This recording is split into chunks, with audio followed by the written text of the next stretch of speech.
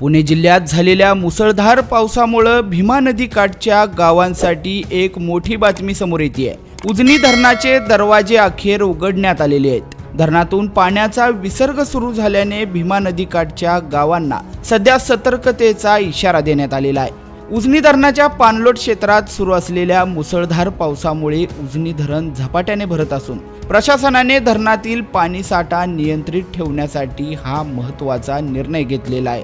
आज 27 जुलै 2026 रोजी सकाळी 11 वाजेपर्यंत उजनी धरणातील पाणीसाठा हा 93.87% पोहोचलेला आहे.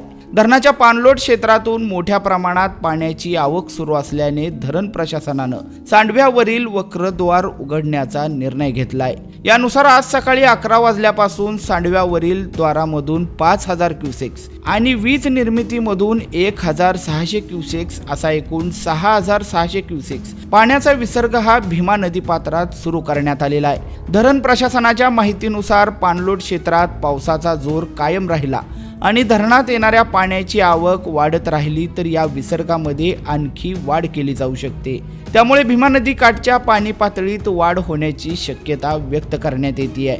दरम्यान नदीपात्रात किंवा नदीकाठच्या सखल भागात असलेल्या नागरिकांनी विशेष काळजी घेण्याचं आवाहन करण्यात येतंय.